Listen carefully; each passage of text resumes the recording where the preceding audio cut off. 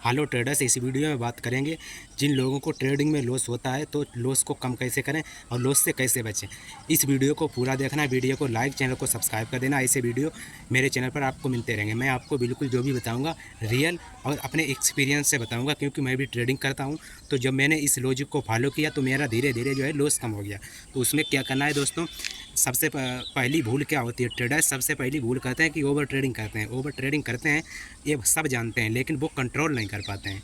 उसके लिए मैं आपको बताऊंगा ओवर ट्रेडिंग आप कैसे कंट्रोल कर सकते हो और लॉस से होने से कैसे बचा सकते हो। धीरे धीरे लॉस कम हो जाएगा, प्रॉफिटेबल भी हो जाओगे।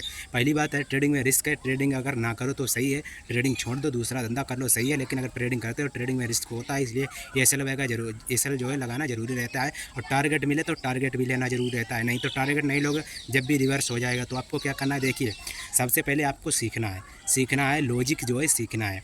आपको मनी मैनेजमेंट लॉजिक वगैरह सीखना है, स्ट्रेटेजी सेटअप लॉजिक सब कुछ सीखना है। और जो भी ट्रेडर्स हैं ये सब सीखे हुए भी हैं। किसी ने ईएमए सीख रखा है, किसी ने सपोर्ट रेजिस्टेंस सीख रखा है, सपोर्ट रेजिस्टेंस को ब्रेक करके कैसे ट्रेड करना चाहिए, ईएमए से आरएसआई से कैसे ट्रेड करना चाहिए। सभी किसी ने कुछ भी सीख रखा है, किसी ने कोई लॉजिक सीख रखा है, किसी ने कोई स्ट्रेटेजी, किसी ने कुछ भी सीख रखा है। आपको करना क्या है, सबसे पहले क्या करना है, पहली बात ध्यान रखो कि बड़े टाइम फ्रेम पे, जैसे 1 घंटा, 4 घंटा या डेढ़ टाइम फ्रेम पे आप देखना है, क्या चार्ट को देखना है, या 15 मिनट पे चार्ट को देखना है कि ट्रेंड क्या है। ट्रेंड के अगेंस्ट ट्रेड ना करो, जिस साइड ट्रेंड है उसी साइड में आप ट्रेड करो, ऐसा लगा। दूसरी बात, ट्रेड लेना कैसे ट्रेड लेना कैसे, 5 मिनट पे भी ले सकते हो, 1 मिनट पे भी ले सकते हो, लेकिन जितना बड़ा टाइम फ्रेम होगा उतनी जो है एक्यूरेसी ज़्यादा निकलेगी, जितने बड़े टाइम फ्रेम पे ट्रेड करोगे आप।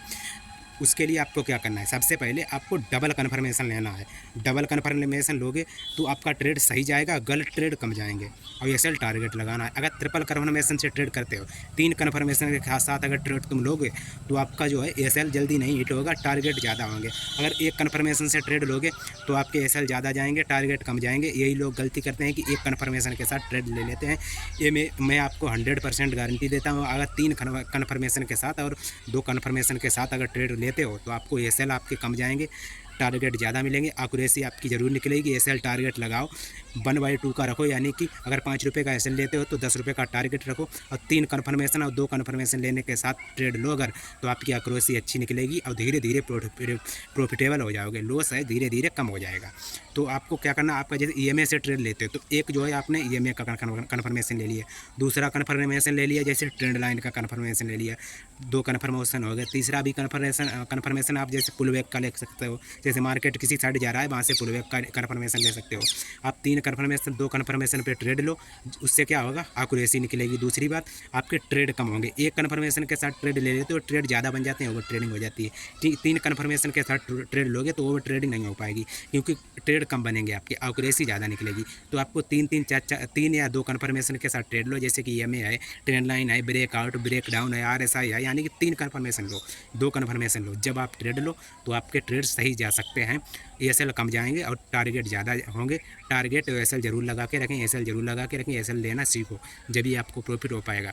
कम से कम ट्रेड करो, कम से कम ट्रेड हो ही जाएंगे। जब आप डबल या ट्रिपल कन्फर्मेशन से ट्रेड लोगे तो आपको कम से कम ट्रेड बनेंगे, तो उसमें जो है टारगेट भी आपको ज़्यादा मिलेगा, टारगेट पे ट्रेड जाएंगे और लॉस स्टॉप लॉस पे कम जाएंगे। आप जो है ये आजमा के देखो, फार्मूला आजमा के देखो, कोई भी आप लॉजिक लगाओ, कुछ भी आपने सीखा हो, कोई भी स्ट्रेटजी सीखी हो, लेकिन 3 कन्फर्मेशन लो या 2 कन्फर्मेशन लो। दो सेटअप बन रहे हैं, 2 लॉजिक लग रहे हैं तो आप ट्रेड लो। एक सेटअप पे ट्रेड लो ही मत, क्योंकि एक सेटअप फेल होता है और बिगनर्स यही करते हैं, एक सेटअप पे ट्रेड लेते हैं, एक सेटअप 100% फेल होगा, यही दिक्कत है। 3 कन्फर्मेशन पे ट्रेड लो, 1 फेल होगा, 2 फेल होगा, तीनों तो इतनी जल्दी फेल नहीं होंगे।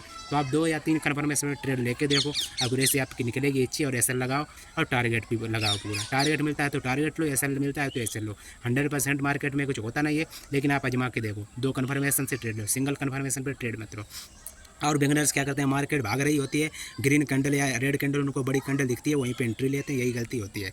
बिना पुल बैक की एंट्री बिल्कुल ना लो, क्योंकि जहाँ से आप ट्रेड ले रहे हो वहाँ से आप, अगर मार्केट आपकी साइड में भी जाएगा, अगर लॉजिक नहीं है, विदाउट लॉजिक ट्रेड ले रहे हो, अगर मार्केट आपकी साइड में जाएगा, जब भी आपको कॉन्फिडेंस नहीं होगा उस ट्रेड पे, अगर कॉन्फिडेंस नहीं होगा तो उसमें आप टारगेट नहीं ले पाओगे, एसएल ही लोगे।